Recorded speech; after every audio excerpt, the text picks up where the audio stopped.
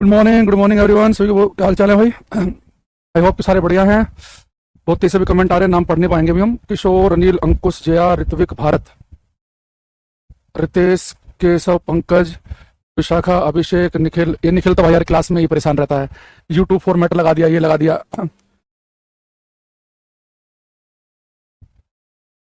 अकेला तुम्हारा बैच है, पूरे दिन क्लास चलती है रात के 10 बजे तक। यूट्यूब फॉर्मेट है, फलाना है, ठिकाना है। नहीं बोला भाई हमने, टीम से भूल गए हम।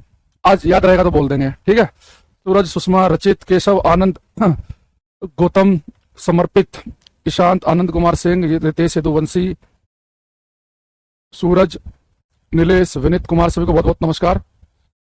उम्मीद कर रहा हूँ कि सारे बच्चे बहुत बढ़िया हैं, फर्स्ट क्लास हैं, एकदम फुल एनर्जी के साथ हैं और पूरे मन से पढ़ाई कर रहे हैं, ठीक है। तो हम भाई किसी को फ़ोन नहीं करेंगे, किसी को यूट्यूब फॉर्मेट वो जो ऐसे चला रहे हैं। हमें किसी को कोई डायरेक्शन नहीं देनी, ठीक है। तो मेरी क्लास में मत बोलना दोबारा। ना मैं चाहता हूँ कोई मेरे काम में अड़ंगा अड़ाए, ना मैं किसी का अड़ाता हूँ। तो जैसी क्लास चल रही है वैसी चलेगी, तो दोबारा कमेंट मत करना, ठीक है। चलो अब आगे बढ़ते हैं हम। कल की क्लास में हमने स्कैटरिंग खत्म किया था, है ना। आज हम लिखेंगे क्लास में रेनबो इंद्रधनुष। रेनबो इंद्रधनुष, रेनबो इंद्रधनुष, ठीक है। इस समय समझना है क्लास में रेनबो को। यहाँ देखते रहना सभी। चलो यार मैं बोल देता हूँ एक बार फिर भी ना, मैं आप लोगों के सामने मैसेज कर देता हूँ, वरना मैं भूल जाऊंगा बाद में, फिर तुम कल की क्लास में फिर परेशान करोगे। नीलेश भाई, ये जो सुबह 8 बजे क्लास चलती है, इसे भाई यूट्यूब फॉर्मेट में मत चलाया करो, बच्चे बहुत परेशान करते हैं डेली। इसे प्राइवेट सर्वर पे जैसे भी चलाते हो ना वैसे चलाया करो। बच्चे कह रहे हैं कि डेटा बहुत कंज्यूम होता है, तो आपसे हम्बल रिक्वेस्ट है कि कल से इसे यूट्यूब फॉर्मेट में मत चलाना। अगर हो सके तो आज भी अगर हट सकता हो तो हटा देना, थैंक यू भाई। अब मैं इतना कर सकता हूँ, अगर इसके बाद हो जाएगा तो ठीक है, नहीं तो अभी शायद और क्या बोलें। आपके सामने पूरा मैसेज हमने व्हाट्सएप पर रिकॉर्ड करके डाल दिया है। अब जैसा होगा वो हमें, या तो उनका मैसेज आ जाएगा उधर से या वो कर देंगे, ठीक है। लेकिन यार मैं और क्लास भी लेता हूँ इतनी सारी, ये पहली बार मुझे किसी क्लास में ऐसा मिला है कि जी यूट्यूब फॉर्मेट है, ये है, वो है। चलो खैर कोई नहीं, हो सकता है कि आप ज्यादा अवेयर हो। अब आगे बढ़ते हैं हम, रेनबो इंद्रधनुष पे आते हैं हम। तो मान लो कि हम्म, काजल मैम ने तो फंसी की बात बोली, उनको फंसी की।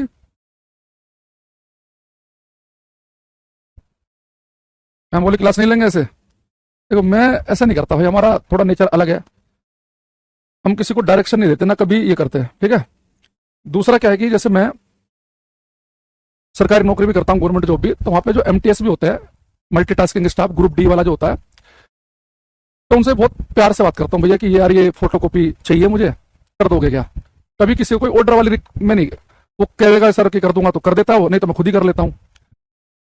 10 में से 6 से 7 बार मैं खुद रजिस्टर लेकर एक से दूसरे डिपार्टमेंट में चला जाता हूँ। मैं कोई नहीं जाता, एक सीट से दूसरी सीट पे लोग नहीं जाते, एमटीएस को देते हैं। तो मुझे लगता है कि नहीं है या कुछ काम कर रहा है अपना, तो खुद ही चले जाओ। इसमें ईगो बीच में नहीं आनी चाहिए। तो वही है कि हमने बोल दिया रिक्वेस्ट वाले भाव में, वो करेंगे अच्छी बात है, नहीं करेंगे वैसे ऑर्डर वाला भाव हमारे अंदर नहीं है, वो कर देंगे, ठीक है। हम केवल गुस्से में बात करते हैं केवल स्टूडेंट से, बच्चों से। क्यों? वो भी उनकी भलाई के लिए, कि बहुत सारे बच्चे परेशान करते हैं क्लास में, अगर उन्हें डांट ना लगाई जाए तो फिर उससे पढ़ने वाले बच्चों का नुकसान होता है। तो जो थोड़ा आप मेरा अग्रेसिव रूप देखते हैं वो केवल क्लास में ही है, कैमरा ऑफ फिर बिल्कुल एकदम खत्म। ये समझो कि एक्टिंग है कैमरे के सामने, वो करनी पड़ती है, वरना तो आपके मैं कमेंट पढ़ूं, हर एक कमेंट को एंटरटेन करूं तो 1 घंटे में 20 मिनट ऐसे चले जाएंगे। तो उससे क्या होगा कि जो फालतू में टाइम पास करने आते हैं उन्हें तो बड़ा मजा आएगा, अरे वाह क्या 1 नंबर मास्टर है। लेकिन जिन्हें सिलेक्शन लेना है, जिन्हें पढ़ना है, उनका बहुत लॉस हो जाएगा, ठीक है। तो आप लोग भी बचा करें फालतू कमेंटबाजी से।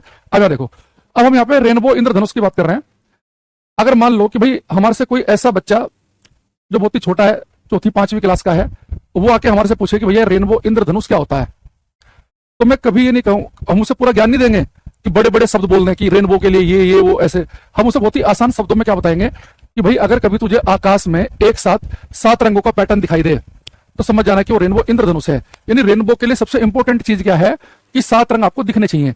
अच्छा, व्हाइट लाइट जो है, सूर्य का प्रकाश जो है, आपको पता है 7 रंगों से मिलकर बना है। तो सूर्य का प्रकाश 7 रंगों से मिलकर बना है। तो जब सन की लाइट, व्हाइट लाइट जिस दिन 7 रंगों में टूट जाएगी वर्षा की बूंदों से पास करते हुए, जैसे आपको पता होगा कि लाइट जब प्रिज्म से गुजरती है ना तो लाइट 7 रंगों में टूटती है, ऐसे ही जो वर्षा की बूंदें होती हैं, रेन ड्रॉप होती हैं, वो भी एक नेचुरल प्रिज्म की तरह काम करती हैं। तो जैसे लाइट रेन ड्रॉप से गुजरती है तो 7 रंग में टूट जाती है। तो लाइट का जो 7 रंग में टूटना है, जिस दिन लाइट ऐसा काम कर लेगी उस दिन हमें रेनबो दिख जाएगा। यानी कि रेनबो के लिए सबसे इंपॉर्टेंट क्या हुआ, लाइट का 7 रंग में टूटना। और लाइट जो प्रिज्म से पास करते समय या रेन ड्रॉप से पास करते समय एक साथ आपको उसके अंदर के जो 7 रंग अलग अलग दिखते हैं, इसे हम कहते हैं डिस्पर्जन, इसे हम कहते हैं वर्ण विक्षेपण। यानी व्हाइट लाइट व्हाइट ना दिखकर 7 रंग एक साथ दिखे, ये हमारा डिस्पर्जन वर्ण विक्षेपण कहलाएगा। तो यहां हम लिखेंगे रेनबो में फर्स्ट कि रेनबो के लिए सबसे इंपॉर्टेंट कंडीशन क्या है, 3 कंडीशन हम लिखेंगे।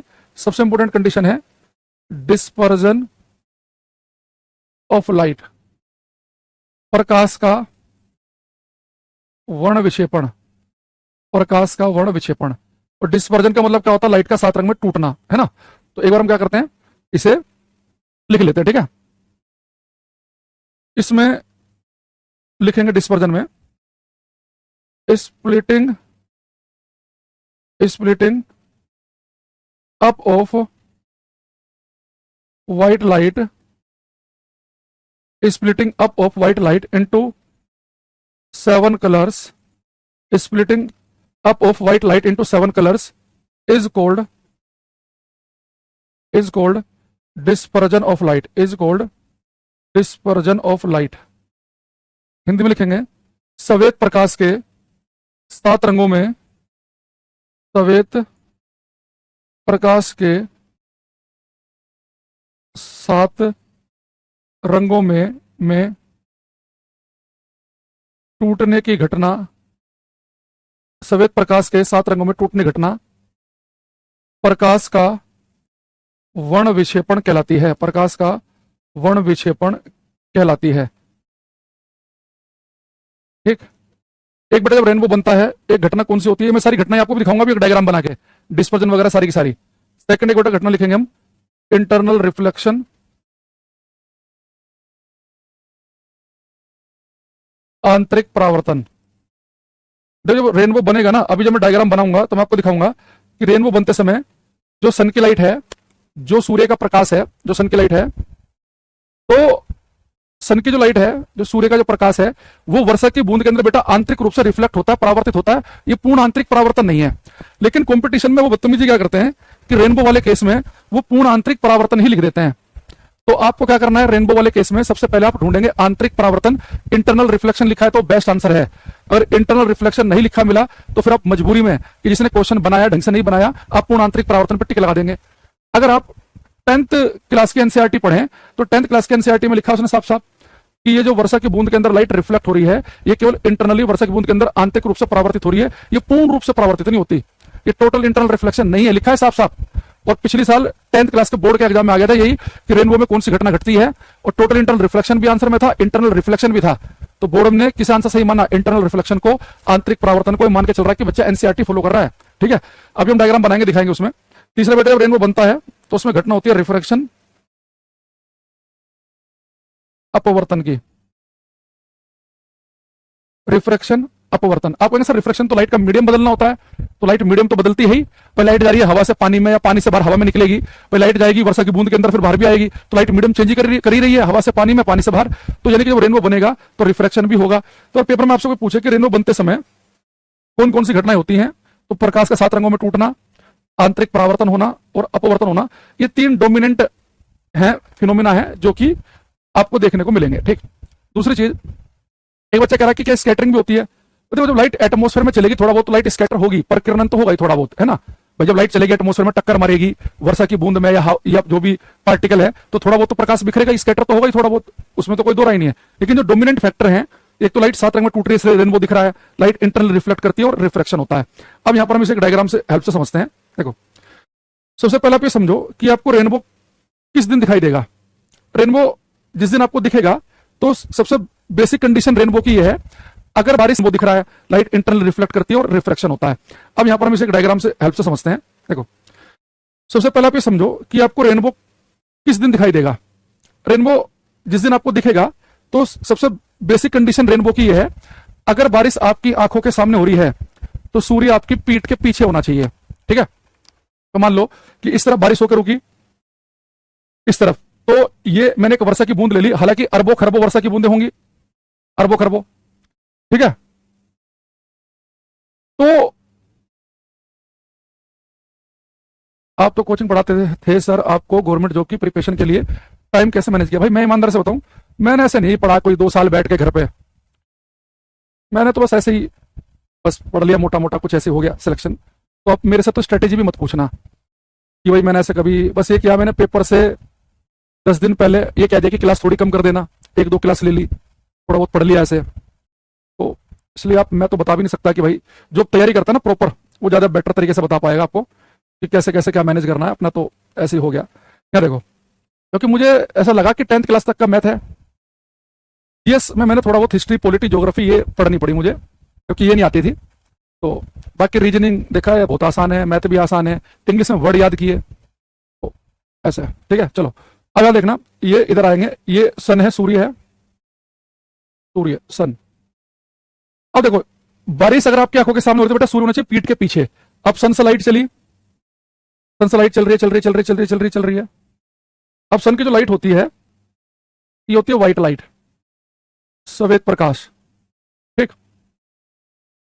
अब सन की लाइट जैसे बेटा वर्षा की बूंद पर टकराएगी, तो मैंने कहा था कि वर्षा की बूंद एक नेचुरल प्रिज्म की तरह काम करती है।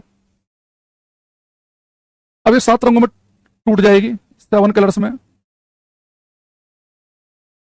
वो 7 रंग कौन से होते हैं? विबग्योर, वायलेट से लेकर रेड तक, बैंगनी से लेकर लाल तक, ये क्या होंगे? 7 रंग। ठीक। अभी बेटा जब लाइट हवा से वर्षा की बूंद के अंदर गई है, लाइट ने अपना मीडियम चेंज किया है, तो ये हो गया हमारा रिफ्रैक्शन, अपवर्तन। ठीक। अब तो यहाँ पे क्या होगा कि यहाँ पे जो वर्षा की बूंद जैसे यहाँ टक्कर, ये लाइट यहाँ पे टकराएगी, तो इंटरनल रिफ्लेक्ट करेगी, आंतरिक रूप से परावर्तित हो जाएगी। ये टोटल इंटरनल रिफ्लेक्शन नहीं है, पूर्ण रूप से परावर्तित नहीं होगी, कुछ बाहर भी जाएगी। ये हमारा हो गया इंटरनल रिफ्लेक्शन, आंतरिक परावर्तन। ठीक। तो यहाँ पे लिख देंगे हम इंटरनल रिफ्लेक्शन, आंतरिक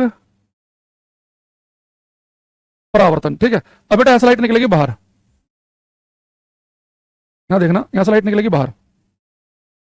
अब लाइट पानी में थी, बाहर हवा में आ गई, तो ये फिर से क्या होगा? ये रिफ्रैक्शन हो गया, अपवर्तन हो गया, रिफ्रैक्शन, अपवर्तन हो गया। ठीक। अब लोग, जो बंदा अपनी छत पे खड़ा हुआ है, यहाँ पे जो अपनी छत पे खड़ा हुआ है, उसकी आंख में 7 अलग अलग कलर पहुंचेंगे, तो उसे क्या दिखाई देगा कि 7 अलग अलग कलर पहुंच रहे हैं, वायलेट से लेकर रेड तक, तो उसे आज दिखाई देगा रेनबो, इंद्रधनुष। यानी कि जो रेनबो है, जो इंद्रधनुष है, तो प्रिज्म और रेनबो में डिफरेंस क्या है भाई? प्रिज्म लाइट को 7 रंग में तोड़ रहा है, रेनबो एक नेचुरल घटना है ना। अब क्या डिफरेंस बताऊं इसमें? अब देखो, अब यानी कि जिस दिन आपको रेनबो बनेगा बेटा, रिफ्लेक्शन भी हो रहा है, एक बार लाइट, 2 बार हो रहा है रिफ्लेक्शन, तो अपवर्तन 2 बार हो रहा है। एक बार लाइट हवा से पानी में जाएगी, एक बार पानी से हवा में बाहर आएगी, तो यानी कि रिफ्लेक्शन भी हो रहा है। लाइट इंटरनली, आंतरिक रूप से परावर्तित भी कर रही है, तो आंतरिक परावर्तन भी हो रहा है। लाइट 7 रंगों में टूट रही है, यानी कि डिस्पर्जन भी हो रहा है। यानी जिस दिन रेनबो बनता है, उस दिन लाइट इंटरनल रिफ्लेक्ट भी करेगी वर्षा की बूंद के अंदर, लाइट मीडियम भी चेंज करेगी, अंदर बाहर जाएगी, और लाइट 7 रंगों में टूटेगी भी। ये सारी की सारी घटनाएं होंगी। ठीक है। अब हमारे पास में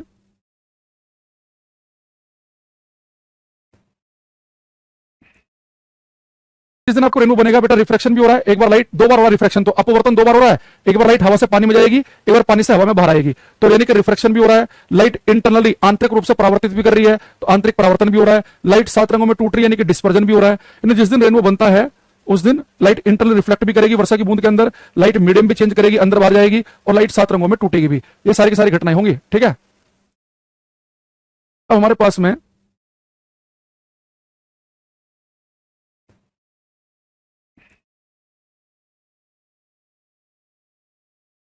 एक क्वेश्चन में अगर आपसे पूछूं कि जो आपको रेनबो दिखता है, उस रेनबो में आपको वायलेट कलर सबसे नीचे, रेड सबसे ऊपर दिखता है, या रेड नीचे और बैंगनी ऊपर दिखता है? कौन से वाला सीक्वेंस आपको ठीक लग रहा है, पहले वाला कि दूसरे वाला?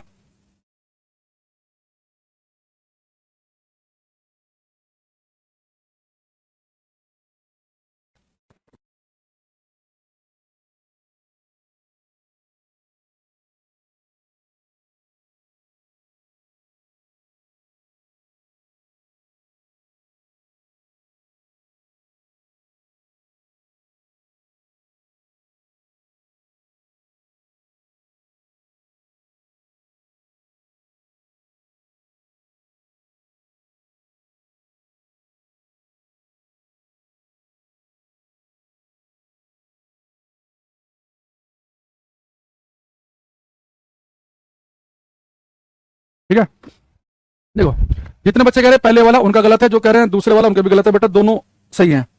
अगर आपको लाल रंग ऊपर दिख रहा है बैंगनी नीचे, बेटा इसे हम कहते हैं प्राइमरी रेनबो, इसे हम कहते हैं प्राथमिक इंद्रधनुष। तो नॉर्मली जब आप रेनबो देखते हैं ना, तो आपको जो इंद्रधनुष दिखाई देता है वो प्राइमरी रेनबो होता है, जिसमें कि लाल रंग ऊपर होता है बैंगनी नीचे। लेकिन जब आज के बाद आपको रेनबो दिखे, रेनबो अगर आपको दिखे, तो जो रेनबो आपको दिखा जिसमें लाल रंग ऊपर बैंगनी नीचे है, उसके थोड़ा सा ऊपर और देखना, आपको कई बार एक रेनबो और दिखेगा जिसमें लाल नीचे बैंगनी ऊपर होता है, इसे हम कहते हैं सेकेंडरी रेनबो। लेकिन दिक्कत यह है कि बहुत ही ज्यादा फेंट होता है, काफी कम चमकीला होता है, लेस ब्राइट। यानी जितनी चमक इसकी होगी, इसकी चमक उसकी 10% ही होगी, तो बहुत धुंधला सा आपको कई बार दिख सकता है सेकेंडरी रेनबो, द्वितीयक इंद्रधनुष, द्वितीयक इंद्रधनुष।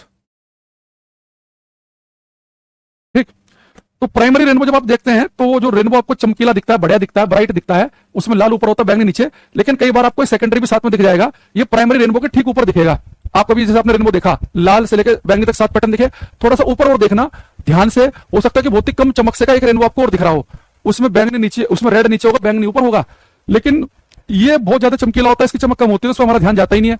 तो कई बार हो सकता है कि ये इतना कम चमक हो किसकी आपको दिखाई ना, ये तो ये नॉर्मल ये दिखता है। कई बार आपकी किस्मत बढ़िया रही तो आपको दोनों रेनबो दिख सकते हैं। एक बच्चा भी कह रहा था कि एक साथ कितने रेनबो दिख सकते हैं। एक साथ जनरली आइडियल कंडीशन में तो वैसे नॉर्मली आपको ये प्राइमरी और सेकेंडरी दिख सकते हैं। बनने को तो उसके ऊपर एक और बन सकता है, एक और बन सकता है, ऐसे लगातार बन सकते हैं, पर वो बहुत ही इतने कम फेंट होंगे, कभी दिखेंगे ही नहीं आपको। तो इन जनरल आप अपनी लाइफ में अगर देख पाएंगे तो प्राइमरी या सेकेंडरी तक ही देख पाएंगे। बाकी जो हाई ऑर्डर वाले रेनबो हैं वो बहुत ही ना के बराबर चांस है कि कभी आपको दिखें। अब देखो प्राइमरी में लाल ऊपर है, सेकेंडरी में लाल नीचे है, ये देखो ऐसा क्यों हो रहा है, यहां देखेंगे। अब एक चीज देखना, ये लाइट गई वर्षा की बूंद के अंदर और ये केवल एक ही बारी इसने आंतरिक परावर्तन करा, एक बारी इंटरनल रिफ्लेक्ट हुई और बाहर निकल गई। तो एक बारी जब लाइट इंटरनल रिफ्लेक्शन करके बाहर निकलती है तो आप देखना ये वायलेट कलर है, ये रेड है, तो आपको दिखाई देगा प्राइमरी रेनबो। तो प्राइमरी रेनबो बनते समय जो इंटरनल रिफ्लेक्शन है, आंतरिक परावर्तन है, आंतरिक परावर्तन, वो बेटा होता केवल एक बार, एक बार। लेकिन अब देखो यहां पे बेटा, यहां पे लाइट एक बार इंटरनल रिफ्लेक्ट करी और बाहर निकल गई, लेकिन कुछ थोड़ा बहुत इसका हिस्सा अंदर इंटरनल रिफ्लेक्ट और करेगा। तो मान लो कि कुछ हिस्सा यहाँ पे इंटरनल रिफ्लेक्शन उसने थोड़ा बहुत हिस्सा इंटरनल रिफ्लेक्ट भी कर गया, अब ये बाहर निकला। जो थोड़ा बहुत हिस्सा इंटरनल रिफ्लेक्ट करके बाहर निकलेगा, अब इसमें देखना इसमें क्या होगा, ये वायलेट कलर जो है ये ऊपर पहुंच गया, ये जो रेड है, रेड कलर ये आ गया नीचे। यानी अगर लाइट 2 बार इंटरनल रिफ्लेक्ट करे, लाइट का वो पार्ट जो 2 बार आंतरिक परावर्तन करने के बाद बाहर निकलता है, उसमें बैंगनी ऊपर होता है, लाल नीचे। लेकिन बेटा लाइट का ज्यादातर हिस्सा तो यहाँ पर यहां से बाहर निकल जाएगा, थोड़ा बहुत हिस्सा ऐसा होता है जो इंटरनल रिफ्लेक्ट करके बाहर निकलता है, इसलिए इसकी चमक कम होती है। देखो यहाँ पर लाइट गई, ये ओरिजिनल लाइट थी, व्हाइट लाइट, ये 7 रंग में टूट गई, यहां तक तो कोई दिक्कत नहीं है, ये ओरिजिनल लाइट है, ये 7 रंग में टूटी। अगर इस लाइट का वो हिस्सा जो केवल एक ही बार आंतरिक परावर्तन करके बाहर निकले, उससे बनता है प्राइमरी रेनबो। लेकिन जो थोड़ा बहुत हिस्सा वर्षा की बूंद के अंदर एक बार और आंतरिक परावर्तन करके बाहर निकले, तो उससे बनेगा सेकेंडरी रेनबो। तो सेकेंडरी रेनबो में इंटरनल रिफ्लेक्शन 2 बार होते हैं, तो सेकेंडरी रेनबो के अंदर इंटरनल रिफ्लेक्शन की घटना होगी 2 बार, आंतरिक परावर्तन की घटना होगी 2 बार, आंतरिक परावर्तन की घटना होगी 2 बार। लेकिन बेटा चाहे प्राइमरी हो चाहे सेकेंडरी हो, रिफ्लेक्शन 2 बार होगा, एक बार लाइट अंदर जाएगी, एक बार बाहर निकली, एक बार लाइट अंदर गई, एक बार बाहर निकली। तो अपवर्तन 2 बार ही होगा, चाहे कोई सा भी रेनबो हो, कोई से भी ऑर्डर का रेनबो हो, रिफ्रैक्शन अपवर्तन 2 ही बार होगा। यहां भी रिफ्रैक्शन अपवर्तन 2 ही बार होगा। तो प्राइमरी रेनबो में इंटरनल रिफ्लेक्शन 1 बार, सेकेंडरी में 2 बार। अगर लाइट का थोड़ा बहुत हिस्सा ऐसा भी हो कि ये एक बार इंटरनल रिफ्लेक्ट किया, इंटरनल रिफ्लेक्ट किया, यहां पे भी थोड़ा बहुत अगर रिफ्लेक्ट करके और बाहर निकल जाए, तो फिर पता क्या होगा, फिर उसमें वो दिखेगा ट्रेजरी रेनबो, उसमें 3 बार हो जाएगा, पर वो कभी दिखते नहीं है। आपको वैसे प्राइमरी सेकेंडरी याद रखना है। अभी यूपीएससी के सीडीएस के ऊपर में भी 1 साल लगभग हुआ, एक क्वेश्चन आ गया था कि प्राइमरी रेनबो में अपवर्तन की घटना कितनी बार घटती है, 2 बार। और वो सेकेंडरी रेनबो पूछता तो यहां भी हम बोलते अपवर्तन 2 बार। कोई सा भी रेनबो बने, तीसरे ऑर्डर का, चौथे ऑर्डर का, 5वें ऑर्डर का, रिफ्रैक्शन 2 ही बार होगा। लाइट एक बार अंदर जाएगी, फाइनली एक बार बाहर निकलेगी। लेकिन प्राइमरी में आंतरिक परावर्तन घटना 1 बार घटती है, सेकेंडरी में 2 बार घटती है। ये बहुत ही फेंट होता है, लेस ब्राइट, कम चमक वाला। तो जनरली इस पर आपको ध्यान नहीं जाएगा। और ये होता है ज्यादा ब्राइट, जिस पर हमारा ध्यान जाता है, ये मोर ब्राइट है। अच्छा, मैं एक क्वेश्चन आपसे और पूछूं कि मॉर्निंग में, सुबह अगर कभी आपको रेनबो दिखा मॉर्निंग में, सारी कंडीशन मान लो बढ़िया से हो गई और रेनबो आपको दिखा मॉर्निंग में, तो किस डायरेक्शन में दिखेगा सुबह सुबह? रेनबो हमेशा कर्व शेप में से होता है कि रेनबो ना किसी एंगल पे दिखता है। जैसे मान लो कि आपको प्राइमरी रेनबो देखना है, तो आपकी जो आंख की सीध है ना, इससे अगर आप 40 डिग्री ऊपर जाएंगे तो दिखेगा वायलेट कलर, 42 डिग्री पे दिखेगा प्राइमरी, ये दिखता है 50 डिग्री के आसपास, ये दिखता है 53 डिग्री के आसपास। हाँ देखो, सुबह को आपको रेनबो दिखाई देगा वेस्ट में। भाई रेनबो देखने के लिए सूरज आपकी पीठ के पीछे होना चाहिए, तो सुबह सुबह सूरज कहाँ होता है? पूरब में। तो सूरज होना चाहिए पीठ के पीछे, नहीं, सूरज होना चाहिए पूरब की तरफ। तो बारिश कहाँ होनी चाहिए? पश्चिम, इधर होना चाहिए मॉइस्चर। तो सुबह को आपको मॉर्निंग में दिखेगा पश्चिम में। तो रेनबो जो है मॉर्निंग के टाइम पे,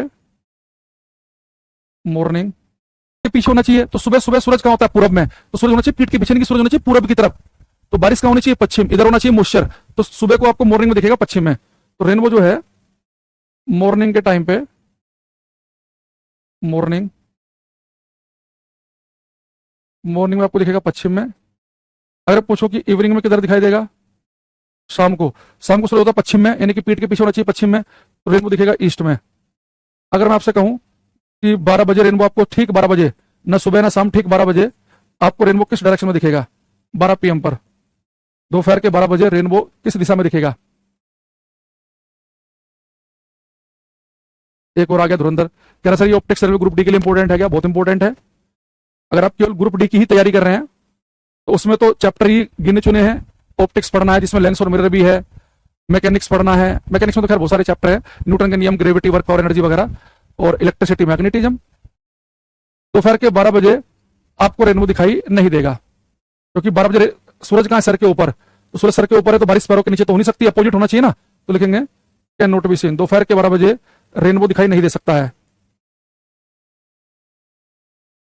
दोपहर के 12 बजे इंद्रधनुष दिखाई नहीं दे सकता है। सुबह को दिखेगा पश्चिम में, शाम को दिखेगा पूरब में। ठीक है, चलो अब इसके बाद हम आते हैं इधर। एक तरफ लिखेंगे बेटा हम इंटरफ्रेंस, व्यतिकरण। इधर लिखेंगे हम डिफ्रैक्शन, विवर्तन। जिन बच्चों ने केवल 10th क्लास तक साइंस पढ़ी है उन्होंने ये शब्द नहीं पढ़े होंगे, ये 12th में पढ़ाए जाते हैं या बीएससी में पढ़ाए जाते हैं डिटेल में। तो इसमें हम क्या करेंगे, जितनी हमारे केवल काम की चीजें हैं उतनी हम डिस्कस करेंगे इंटरफ्रेंस और डिफ्रैक्शन में। काम काम का पार्ट बिहार पुलिस के लिए हो जाएगा, सबसे पहली क्लास देकर आओ, पता चल जाएगा बिहार पुलिस के लिए होगा कि नहीं होगा। ठीक है, अच्छा सर आप नई नई टी शर्ट पहन के आ रहे हो? ये तो पहनी थी मैंने अभी पीछे, ये नई कहा है? अभी अभी तो पहनी थी, एक दिन और पहनी थी। कपड़े पहनने बंद करते हैं भाई अब, हैं? बनियान में क्लास लेनी शुरू कर दें? अरे पढ़ाई पे ध्यान दिया करो। हाँ, टॉर्च बल्ब डालोगे प्रिज्म पे तो भी आपको कलरफुल पैटर्न दिखेगा, पर उतने ज्यादा रेंज नहीं दिखेगी जितनी सनलाइट में दिखेगी। चलो यहाँ जाओ। अब बेटा जो इंटरफेरेंस डिफ्रैक्शन है, मैं इसमें बहुत शॉर्टकट से चलूंगा और जितना मैं बताऊंगा उतना ही ध्यान रखना है, उससे ज्यादा ज्ञान की आपको जरूरत भी नहीं है, ज्यादा ज्ञान की जरूरत भी नहीं है।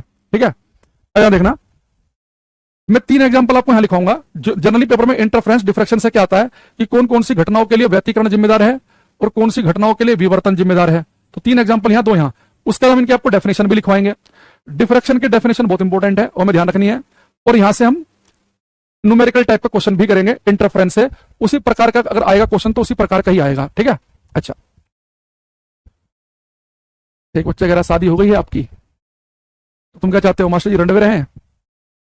हमारी तरफ वेस्टर्न यूपी में, हरियाणा साइड में रंडवा शब्द समझ लो किस लिए होता है? ये नेगेटिव शब्द ऐसा समझना कोई गाली गलोच वाला शब्द है, हमारे यहाँ बहुत कॉमन शब्द है ये उसका मतलब होता है कि जो अधेड़ उम्र का हो चुका और उसका बिहाना हुआ हो, उसे कहते हैं, कोई मतलब 25 साल का लग रहा हूँ, पूछ रही शादी नहीं हुई क्या?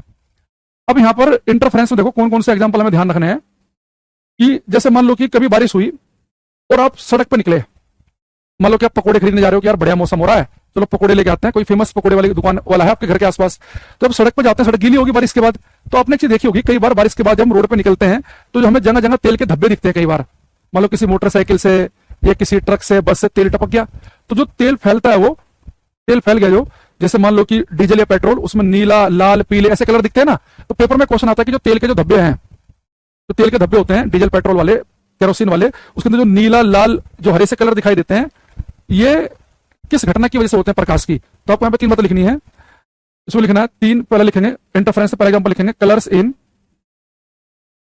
ऑयल ड्रॉपलेट्स, तेल के धब्बों में रंगों का दिखना, तेल के धब्बों में, तेल के धब्बों में रंगों का दिखना। ठीक, सेकंड लिखेंगे कलर्स इन पिकॉक फेदर्स, मोर के पंखों में रंगों का चमकना, मोर के पंखों में रंगों का चमकना। फिर लिखेंगे, ये तीसरा वाला इंपॉर्टेंट है भाई, सब जो बच्चा आज क्लास में आ गया तीसरा वाला एग्जांपल याद करके जाना। कलर्स इन सोप बबल्स, साबुन के पानी के बुलबुलों में रंगों का चमकना, साबुन के पानी के बुलबुलों में रंगों का चमकना। तो साबुन के पानी के बुलबुले रंग बिरंगे क्यों दिखते हैं, मोर के पंख या तितली के पंख रंग बिरंगे क्यों दिखते हैं, तेल के धब्बों में रंगों का पैटर्न क्यों दिखता है, इन सब के लिए आपको टिक लगाना इंटरफेरेंस में, ठीक है।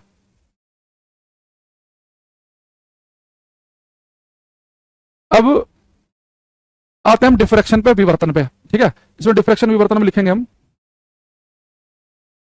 Colours in CD and DVD, CD और डीवीडी में रंगों का चमकना। सीडी डीवीडी देखिए आपने, आप तो पेन ड्राइव के जमाने वाले बच्चे हो वैसे तो।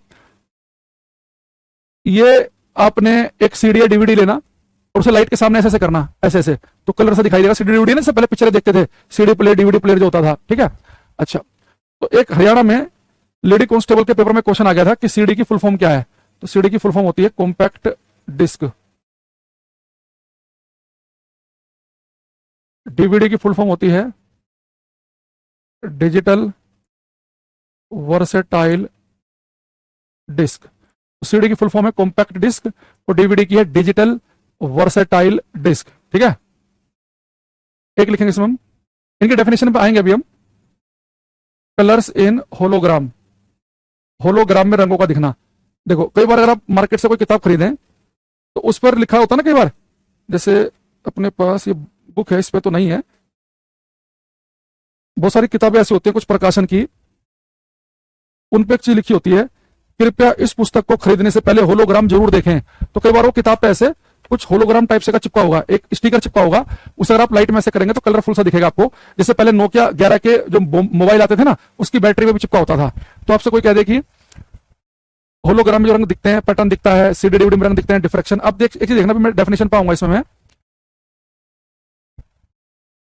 हाँ विपिन राजा उसी के लिए है, ठीक है। लुसेंट पर रहता है, एक बच्चा कह रहा है, हाँ लुसेंट पर रहता है, सही कह रहा है। लुसेंट की बुक पे एक छोटा सा स्टिकर लगा होता है, ठीक है। अब अगर मैं आपसे कहूं कि अगर आप प्रीवियस ईयर पढ़ेंगे ना, अगर आप कांस्टेबल से लेके सीडीएस तक के पेपर देखें तो आपको लाइट वाले चैप्टर में ज्यादा क्वेश्चन यही देखने को मिलेंगे। आकाश नीला क्यों दिखता है, तारे टिमटिमाते क्यों हैं, हीरे चमकते क्यों हैं, ऑप्टिकल फाइबर किस पे काम करता है, पानी से भरी बाल्टी कम गहरी क्यों दिखाई देती है, ये आपसे बोल देगा साबुन के पानी के बुलबुले रंग बिरंगे क्यों दिखते हैं, तेल के धब्बों में रंग क्यों दिखाई देते हैं, रेनबो बनने के पीछे का रीजन क्या क्या है, मिराज क्यों बनते हैं। तो जो मैंने आपको एग्जांपल बताए सारे के सारे आपको ध्यान रखना है कि रिफ्रैक्शन अपवर्तन में सर ने कौन से एग्जांपल लिखवाए थे, टीआईआर पूर्णांतरिक परावर्तन में कौन से लिखवाए थे, स्कैटरिंग प्रकीर्णन के आंसर के कौन कौन से एग्जांपल थे, इंटरफेरेंस और डिफ्रैक्शन में क्या थे, ठीक है। अब ये सारी बातें आपको जो है वो ध्यान रखनी है। अब यहां पर हम लिखेंगे, इनकी डेफिनेशन समझते हैं थोड़ा सा। डिफ्रैक्शन की डेफिनेशन ज्यादा इंपॉर्टेंट है। डिफ्रैक्शन ऑफ लाइट, इसकी डेफिनेशन कई एग्जाम में रिपीट हो चुकी है। प्रकाश का विवर्तन, डिफ्रैक्शन ऑफ लाइट, प्रकाश का विवर्तन। देखो इसे एक बहुत बड़े से एग्जाम्पल समझेंगे हम। ये बुक है हमारे यहाँ यूपी में जब पढ़ते थे उस समय एक बुक चलती है हमारे यहाँ यूपी में, कुमार मित्तल की, ये नूतन पब्लिकेशन की बुक आती है। तो 11वीं 12वीं में हम लोगों ने यही किताब पढ़ी है, नूतन पब्लिकेशन की। हालांकि तब तो हमें लगती थी कि इससे बढ़िया कोई किताब नहीं है, पर इसमें गलतियां काफी है अभी भी। इंग्लिश वाले पार्ट में तो, हिंदी वाले में हो सकता है उन्हें सुधार ली होगी, हिंदी की बुक ज्यादा बिकती है यूपी में। लेकिन ये जो बुक है इसमें एरर हैं काफी। हाँ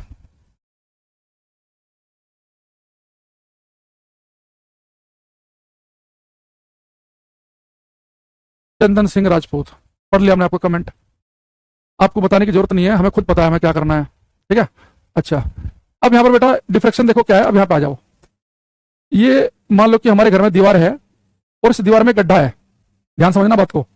अब घर में दीवार है, दीवार में मान लो कि आपने ईंट दीवार से बाहर निकाल दी, एक बड़ा सा गड्ढा हो गया। और आप यहां से लाइट छोड़ दें, मान लो कि आपने एक लेजर लाइट ली, बटन दबाया, लाइट निकली, तो लाइट आपको सीधी जाते हुए दिखेगी। हम बचपन से पढ़ते आ रहे हैं कि लाइट जो है सीधी रेखा में चलती है, आप कहेंगे बिल्कुल ठीक है। तो अगर आप दीवार में गड्ढा करके अगर आप टॉर्च जलाएंगे तो लाइट दूसरे कमरे में नहीं पहुंच जाएगी क्या? आप कहेंगे बिल्कुल पहुंचेगी, लाइट चलती है सीधी रेखा में। अच्छा, अगर लाइट के सामने गड्ढा ना हो, लाइट के सामने एक बड़ा सा कोई अवरोध आ जाए, ऑब्स्टेकल, कोई भी सामान आ जाए बड़ा सा, तो लाइट उस पर टकराएगी, टकराने के बाद रिफ्लेक्ट हो जाएगी, परावर्तित हो जाएगी। आप कहेंगे सर ये हमें पता है कि लाइट जो है सीधी रेखा में चलती है, कोई गड्ढा आएगा तो उसे सीधी सीधी निकल जाएगी, अवरोध आएगा तो टकरा के वापस आ जाएगी। ठीक है, अब डिफ्रैक्शन के भाई 2 एग्जांपल तो लिखे हैं, ये कौन बच्चा है 2 एग्जांपल लिखे हैं डिफ्रैक्शन के। ठीक है, अब यहां पे आ जाओ। लेकिन अगर कभी ऐसा हो कि लाइट जो है वो जा रही है और लाइट के मार्ग में, ध्यान समझना, लाइट के मार्ग में बेटा जो गड्ढा आए, लाइट के मार्ग में जो छेद आए, अगर वो बहुत ही छोटा हो, बहुत ही छोटे छेद को हम बोलते हैं छिद्र, स्लिट, इंग्लिश में बोलेंगे स्लिट। तो बेटा अगर लाइट के मार्ग में एक बहुत छोटा छेद आ जाए, वो छोटे छेद का मतलब यहां पे ये है कि लाइट के मार्ग में जो स्लिट हो, जो छिद्र हो, उसका साइज लगभग वैसा सही हो जैसी लाइट की वेवलेंथ तरंग दैर्घ्य है। और आप सबको पता है कि लाइट की जो वेवलेंथ है, ये मैंने आपको बताई थी शायद लास्ट क्लास के अंदर ही, कि लाइट की जो वेवलेंथ होती है ये होती है 3900 एंगस्ट्रोम से लेके 7600 एंगस्ट्रोम के बीच में।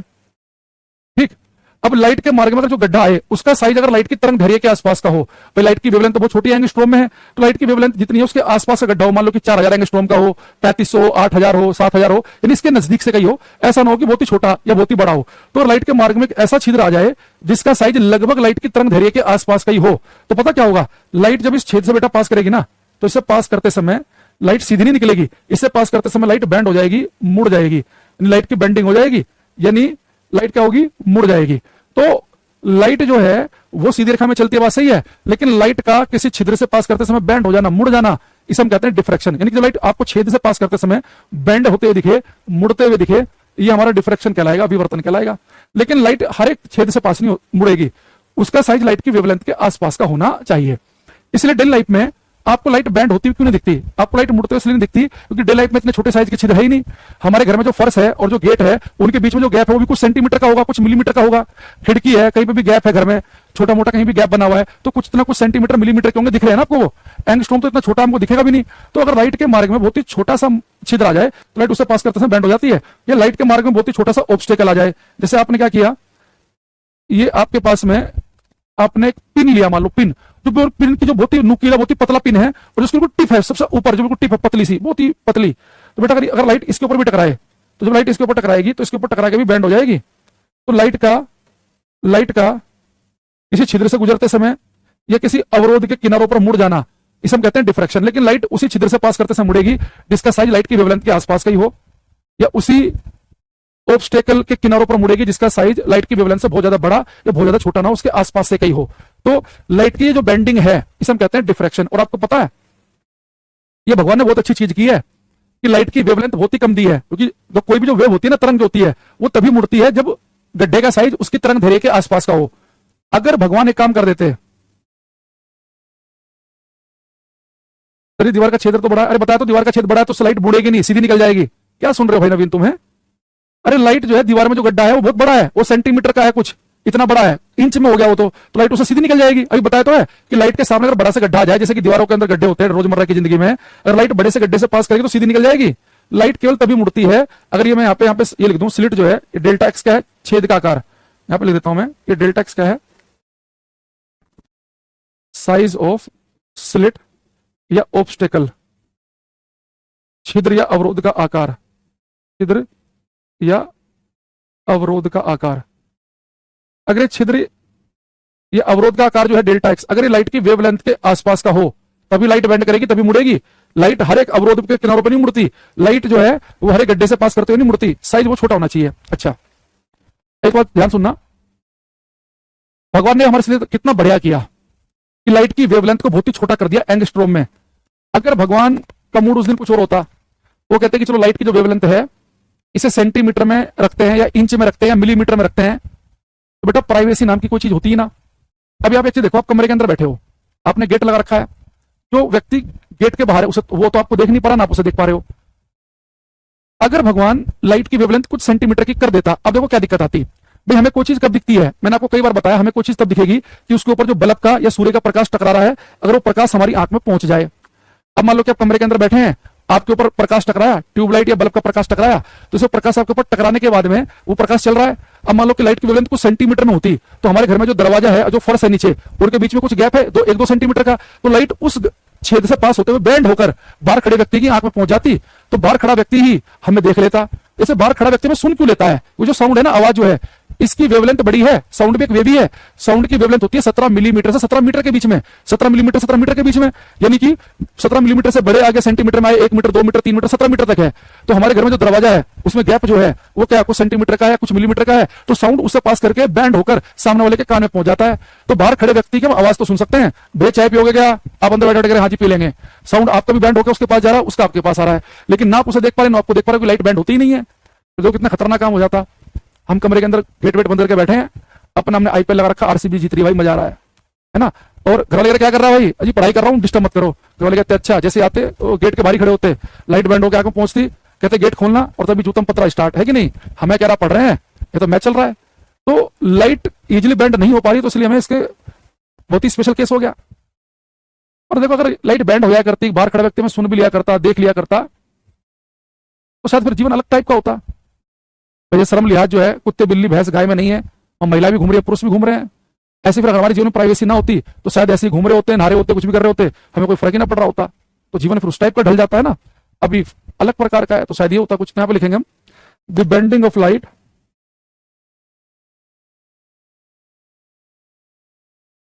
The bending of light, the bending of light when it passes through, the bending of light when it passes through a slit or around the corner of an obstacle is called diffraction of light, is called diffraction of light। प्रकाश का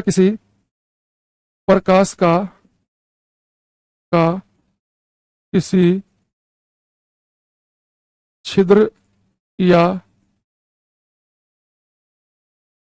प्रकाश का किसी छिद्र से गुजरते समय या अवरोध के किनारों पर मुड़ जाना प्रकाश का व्यतिकरण, प्रकाश का विवर्तन कहलाता है। प्रकाश का किसी छिद्र से गुजरते समय या अवरोध के किनारों पर मुड़ जाना प्रकाश का विवर्तन कहलाता है। इसका आपको आंसर देना है।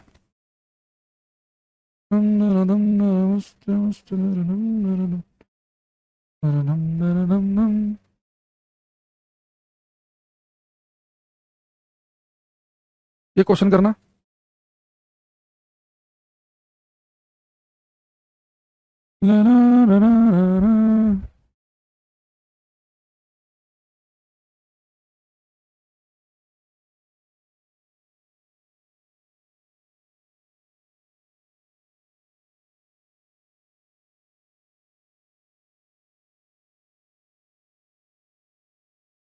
केशव, पूजा, विपुल, यतन, किशोर, नीलेश, सवनम, गुड्डू, अंकुश, रचित, सुनील कुमार कुछ आंसर दे रहे हैं। इसने कहा कि light appears to travel in straight line, प्रकाश हमें सीधी रेखा में गमन करता हो क्यों लगता है? बेटा हमें लाइट सीधी रेखा में चलते इसलिए लगती है, लाइट हमें बैंड होते क्यों नहीं लगती? क्योंकि लाइट की वेवलेंथ बहुत छोटी है, तो लाइट इसलिए हमें सीधी रेखा में चलते दिख रही है। अगर लाइट की वेवलेंथ थोड़ी सी बड़ी होती, और लाइट के प्रकाश की वेवलेंथ थोड़ी सी बड़ी होती, तो लाइट क्या करती? किसी भी गड्ढे से पास करते मुड़ जाया करती, किसी भी अवरोध के किनारों पर मुड़ जाया करती।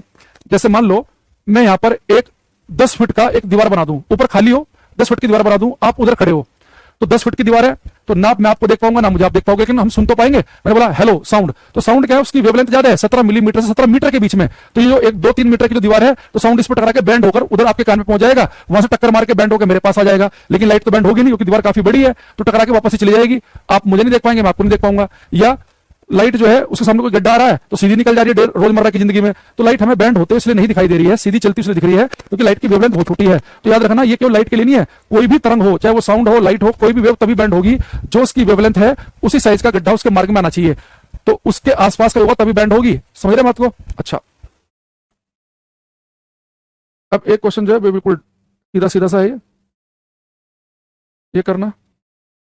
ये हिंदी में सही नहीं लिखा है, हिंदी वालों के लिए मैं ठीक कर देता हूं। ये गूगल ट्रांसलेशन हो रखी है हिंदी वालों के लिए। स्कैटरिंग इसको हम बोलते हैं परकीर्णन, व्यतिकरण, वर्ण विक्षेपण।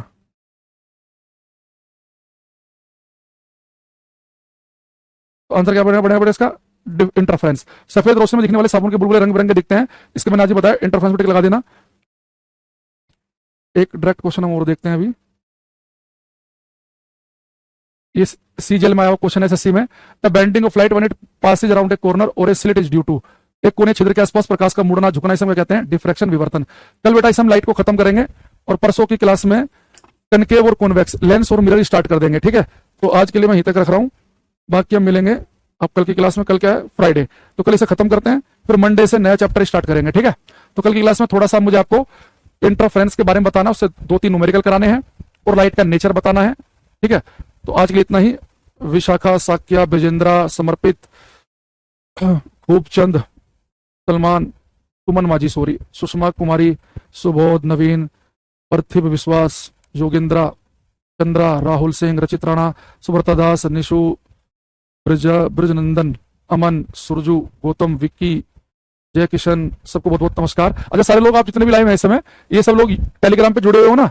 टेलीग्राम पे आप सभी कनेक्ट रहे। अंकुर सर फिजिक्स के नाम से मैंने कई बार बताया, टेलीग्राम चैनल है अंकुर सर फिजिक्स। आप लिखेंगे टेलीग्राम पर, सर्च में 3-4 चैनल आएंगे जिसमें 42,000 से ज्यादा बच्चे हों या 42,000 के आसपास हों, उसे आप ज्वाइन कर लेना। उसमें डेली 10 क्वेश्चन आते हैं, उन्हें अटेम्प्ट किया करो, पता चलेगा कि आप कितने बच्चों से आगे हैं, कितनों से पीछे हैं। उसमें आ जाता है कि कितने बच्चों ने ठीक आंसर दिया, ठीक है। बाकी और भी इन्फॉर्मेशन उसमें आती है, और जब हमारी बुक आएगी जून के एंड में, उसकी इन्फॉर्मेशन भी वहीं पे दी जाएगी, ठीक है। इंस्टाग्राम आईडी का क्या करोगे भाई? वहां पे तो ऐसे ही रहता है ना आदमी, उसमें कोई पढ़ाई लिखाई की बात तो होती नहीं है, अपने कुछ फोटो वोटो डालते हैं। पहली बार दे रहा हूं मैं किसी बैच में। इंस्टाग्राम आईडी है अंकुर_वशिष्ठ, ये है। लेकिन मेन क्या है, टेलीग्राम पे कनेक्ट रहना है, पे पढ़ाई लिखाई की बातें होती है। ये है अंकुर सर फिजिक्स के नाम से, ठीक है। चलो आज के लिए इतना ही, bye, thank you everyone, take care.